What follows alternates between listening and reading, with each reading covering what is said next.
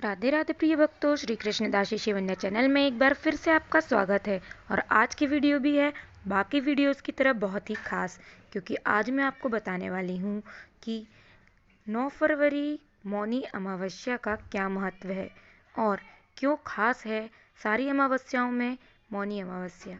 तो इसकी आज संपूर्ण जानकारी मैं आप तक पहुँचाने वाली हूँ। तो वीडियो को ज़्यादा से ज़्यादा शेयर करें और लास्ट तक ज़रूर देखें। तो चलिए बिना समय गंवाए शुरू करते हैं मौनी अमावस्या की संपूर्ण जानकारी के बारे में। तो इस बार माघ अमावस्या 9 फरवरी को है।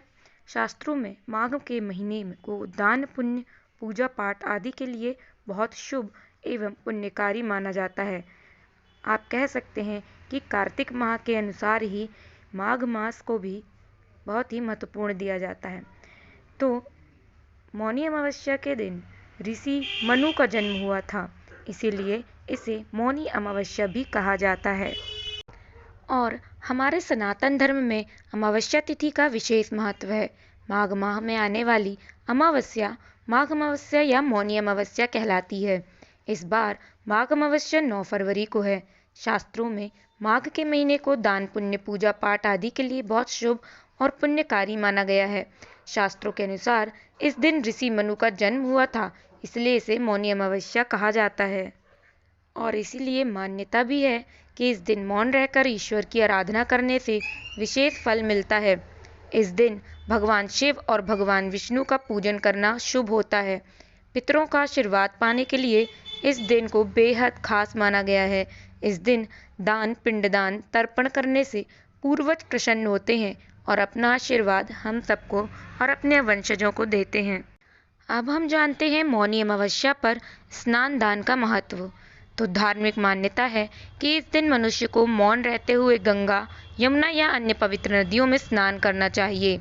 पुराणों के अनुसार इस दिन सभी पवित्र नदियों और पतित पावनी माँ गंगा का जल अमृत के समान हो जाता है। इस दिन गंगा स्नान करने से अश्वमेध यज्ञ करने के समान फल मिलता है। मान्यता है कि अमावस्या पर देवता और पितृ प्रयागराज के संगम तट पर स्नान करने आते हैं। ऐसे में जो भी व्यक्ति ब्रह्म मुहूर्त में गंगा नदी में स्नान करता है, उसे लंबी आयु के साथ साथ आरोग्य की भी प्राप्ति होती है। यदि किसी व्यक्ति की सामर्थ्य त्रिवेणी के संगम अथवा अन्य किसी तीर्थ स्थान पर जाने की नहीं है, तब उसे अपने घर में ही प्रातःकाल उठकर सूर्योदय से पूर्व स्नान आदि करना चाहिए और गंगा जल स्नान के जल में मिलाकर स्नान करना चाहिए और उसे ग्रहण भी करना चाहिए तथा स्नान करते हुए मौन धारण करें और जाप करने तक मौन व्रत का पालन करें। इससे चित्त की शुद्धि होती है और आत्मा का परमात्मा से मिलन होता है। मौनी अमावस्या के दिन व्यक्ति को अपनी सामर्थ्य के अनुसार दान पुण्य तथा जाप करने चाहिए। ऐसा करने से जीवन के कष्ट दूर होते हैं, सुख समृद्धि आती है। सोमवती अमावस्या को किया गया दान संपूर्ण फलों को देने वाला है। इस दिन किए गए श्राद्ध का फल अधिक मिलता है, किंतु मौनी अमावस्या में किए गए पूजा पाठ का हमें मोक्ष के बराबर फल प्राप्त होता है। और अब हम जानेंगे कि मौनी अमावस्या में मौन व्रत का क्या महत्व है। इस तिथि को मौन एवं संयम की साधना स्वर्ग एवं मोक्ष देने वाली मानी गई है। वैसे तो इस व्रत को कभी भी किया जा सकता है, पर शास्त्रों में मौनी अमावस्या पर मौन रखने का विधान बताया गया है। यदि किसी व्यक्ति के लिए मौन रखना संभव नहीं हो, तो वह अपने विचारों को शुद्ध रखे, मन में किसी तरह की कुटिलता नहीं आने देना। आध्यात्मिक उन्नति के लिए भी वाणी का शुद्ध और सरल होना अति आवश्यक है। मौन से वाणी शुद्ध और नियंत्रित होती है व यह हमारे सोचने समझने की शक्ति को विकसित करता है। इसीलिए हमारे शास्त्रों में मौन का विधान बताया गया है। ऋषि मुनि या चिंतक मौन रहकर ही मनन चिंतन करते हैं। इससे उनकी मानसिक ऊर्जा बढ़ती है। मौन रहकर कार्य करने से ज्ञानेंद्रियां व कामेंद्रियां एकाग्र होती हैं और कार्य सुचारू रूप से संपन्न होता है। मन को एकाग्र करने में सबसे अच्छी विधि है मौन रहकर अपने ध्यान को एकाग्रित करना। अब हम आपको बताने वाले हैं कि मौनी अमावस्या के दिन क्या करें। इस दिन सुबह जल्दी उठकर गंगा स्नान करें। यदि आप गंगा स्नान नहीं कर सकते हैं तो पानी में गंगा जल मिलाकर घर पर स्नान करें। स्नान के बाद सूर्य देवता को अर्घ्य जरूर दें। ध्यान रहे, स्नान करने से पहले तक कुछ बोले नहीं, मौन रहकर ही स्नान करें। और मौनी अमावस्या के दिन ज़्यादा से ज़्यादा ध्यान, प्रार्थना व अन्य धार्मिक क्रिया करें। इस दिन दान जरूर करें, जरूरतमंद लोगों की मदद करें। निस्वार्थ कार्य करना इस दिन शुभ फलदायी होता है। मौनी अमावस्या के दिन पवित्र नदियों में डुबकी लगाएं ताकि शरीर और आत्मा दोनों शुद्ध हो जाए। मौनी अमावस्या के दिन उपवास करें, ऐसा करना शुभ फल देता है। अब हम जानेंगे कि मौनी अमावस्या के दिन क्या नहीं करना है। तो मौनी अमावस्या के दिन मांस, मदिरा और तामसिक भोजन का सेवन नहीं करना चाहिए। इस दिन केवल सादा भोजन ही करें। साथ ही जितना हो सके मौन रहने की कोशिश करें। मौनी अमावस्या के दिन झूठ बोलने से बचना चाहिए। इसका उल्टा प्रभाव आपके जीवन में देखने को मिल सकता है। और सबसे बड़ी और ख़ास बात कि मौनी अमावस्या के दिन देर तक सोने से बचना चाहिए। मौनी अमावस्या के दिन नकारात्मक विचारों और भावनाओं को अपने अंदर नहीं आने देना चाहिए। और अगर ऐसे विचार आते भी हैं तो उनका त्याग करना चाहिए।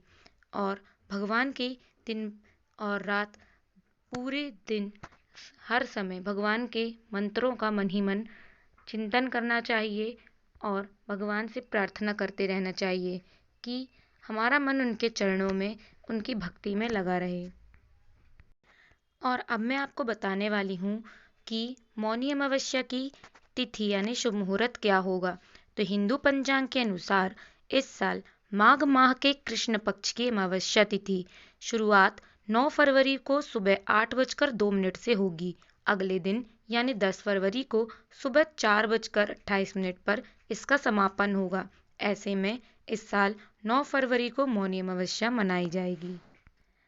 और पौराणिक कथा के अनुसार, एक कहानी के अनुसार सबसे अलग मौनी अमावस्या की कथा ये भी कहती है कि सागर मंथन के समय जब असुर अमृत कलश लेकर भाग रहे थे, तब इसी दिन अमृत की बूंदें छलक कर प्रयाग राज सहित कई स्थानों पर गिरा था।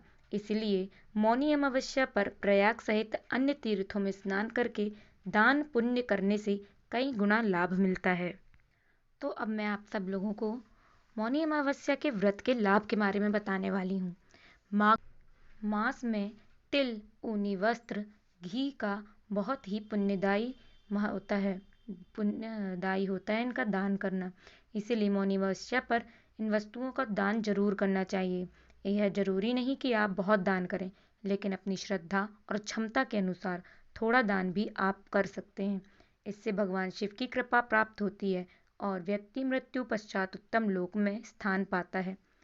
ऐसा व्यक्ति मुनि पद को प्राप्त करता है। एक मान्यता है कि मौनी अमावस्या के दिन मनुष्यों के धरती पर लाने वाले प्रथम मनुष्य मनु ऋषि का जन्म हुआ था। मनु ऋषि के नाम से ही इस व्रत का नाम मौनी अमावस्या है। तो चलिए अब हम जानते हैं मौनी अमावस्या की व्रत कथा के बारे में। मौनी अमावस्या की कथा को लेकर जो प्रचलित कथा है, उसके अनुसार प्राचीन काल में एक ब्राह्मण परिवार कांचीपुरी में रहता था। पति पत्नी दोनों ही धर्मात्मा थे और धर्मपूर्वक अपनी गृहस्थी चलाते थे। इनका नाम देवस्वामी और इनकी पत्नी का नाम धनवती था। इनके 7 पुत्र और एकमात्र पुत्री थी जिसका नाम गुणवती था। जब गुणवती सयानी हुई और विवाह योग्य हुई, तब देवस्वामी से धनवती ने कहा कि पुत्री के विवाह के लिए अब वर देखना चाहिए। ब्राह्मण ने अपने छोटे पुत्र को बहन गुणवती की कुंडली दी और कहा कि ज्योतिषी से इनकी कुंडली दिखवा लाओ, जिससे गुणवती के विवाह की बात आगे चले। ज्योतिषी ने कन्या की कुंडली दिखाई। उसने बताया कि विवाह होते ही कन्या विधवा हो जाएगी। ज्योतिषी की यह बात सुन ब्राह्मण परिवार बहुत ही दुखी हो गए और उसका उपाय पूछने लगे। तो ज्योतिषी ने बताया कि हे ब्राह्मण, सिंहल द्वीप में एक पतिव्रता महिला रहती है जिसका नाम सोमा धोबिन है। यदि कन्या की शादी से पहले सोमा आपके घर आकर पूजन करे और अपना आशीर्वाद दे दे तो यह दोष दूर हो जाएगा। ब्राह्मण ने अपनी पुत्री गुणवती को अपने सबसे छोटे पुत्र के साथ सिंहल द्वीप भेज दिया। दोनों भाई बहन सागर किनारे पहुंचकर उसे पार करने के बारे में विचार करने लगे। जब समुद्र को पार करने का कोई रास्ता नहीं मिला तो दोनों भूखे प्यासे एक पीपल वृक्ष के नीचे आराम करने लगे। पेड़ पर घोंसले में एक गिद्ध का परिवार रहता था। उस समय घोंसले में सिर्फ गिद्ध के बच्चे थे। वे सुबह से भाई बहन की बातों और क्रियाकलापों को देख रहे थे। शाम के समय जब गिद्ध की माता बच्चों के लिए भोजन लेकर घोंसले में आई तो बच्चों ने पेड़ के नीचे लेटे भाई बहन की कहानी माता को बताई। उनकी बातें सुनकर गिद्ध की माता को दोनों भाई बहनों पर दया आ गई और बच्चों के कहने से उसने कहा कि तुम लोग अब चिंता मत करो, मैं इन्हें सागर पार करवा दूंगी। बच्चों ने माता की बातों को सुनकर खुशी खुशी भोजन ग्रहण किया। गिद्ध की माता बच्चों को भोजन करवाकर दोनों भाई बहनों के पास आई और बोली कि मैंने आपकी समस्याओं को जान लिया है। आप चिंता मत करिए, आपकी समस्या का निदान मैं कर दूंगी और आपको सोमाधोबन के पास पहुंचा दूंगी। गिद्ध की बातों को सुनकर दोनों भाई बहन बहुत ही आनंद हो गया और उन्होंने वन में मौजूद कंदमूल को खाकर रात काट ली। सुबह होते ही गिद्ध ने दोनों भाई बहनों को समुद्र पार करवा दिया और सिंघल द्वीप में सोमाधोबिन के घर के पास पहुंचा दिया। फिर गुणवती सोमाधोबन के घर के पास छुपकर रहने लगी। हर दिन सुबह होने से पहले गुणवती सोमा का घर लीप दिया करती थी। एक दिन सोमा ने अपनी बहुओं से पूछा कि प्रतिदिन सुबह हमारा घर कौन लीपता है। बहुओं ने प्रशंसा के लोभ से कहा कि हमारे अलावा यह काम और कौन करेगा। लेकिन सोमा को बहुओं की बातों पर भरोसा नहीं हुआ और वह यह जानने के लिए पूरी रात जागती रही कि कौन है जो हर दिन सूर्योदय से पहले घर लीप जाता है। तभी सोमा ने देखा कि एक कन्या उसके आंगन में आई और आंगन लीपने लगी। शोभा गुणवती के पास गई और उससे पूछने लगी कि तुम कौन हो और क्यों हर सुबह मेरे आंगन को लीप कर चली जाती हो। गुणवती ने अपना सारा हाल सोमा से कह दिया। तो गुणवती की बातों को सुनकर सोमा ने कहा, तुम्हारे सुहाग के लिए मैं तुम्हारे साथ चलूंगी।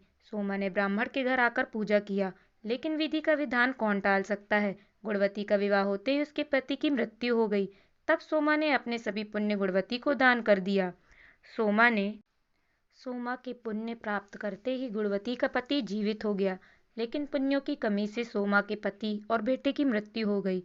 लेकिन सोमा ने अपना घर छोड़ने से पहले बहुओं से कह दिया था कि मेरे लौटने से पहले अगर मेरे पति और बेटों को कुछ होता है तो उनके शरीर को संभाल कर रखना। बहुओं ने सास की आज्ञा को मानकर सभी के शरीर को संभाल कर रखा। उधर सोमा ने सिंहल द्वीप लौटते हुए रास्ते में पीपल की छाया के नीचे विष्णु जी की पूजा की और 108 बार पीपल की परिक्रमा की। इसके पुण्य के प्रभाव से सोमा के घर लौटते ही उनके पति और बेटे फिर से जीवित हो गए। और इसीलिए मौनी अमावस्या के व्रत करने वाली व्रतियों को यह कथा सुनकर पीपल की 108 बार परिक्रमा करनी चाहिए और भगवान विष्णु सहित शिव की पूजा करनी चाहिए और तभी वे हर चीज से सफल होकर ऐश्वर्य प्राप्त करते। तो ये थी संपूर्ण जानकारी मौनी अमावस्या के बारे में, जो शायद आपको पसंद आई हो। तो अगर पसंद आई हो तो वीडियो को ज़्यादा से ज़्यादा शेयर ज़रूर करें। चैनल को सब्सक्राइब करना ना भूलें। मिलते हैं हमारे नेक्स्ट वीडियो में। तब तक के लिए राधे राधे, जय श्री कृष्ण।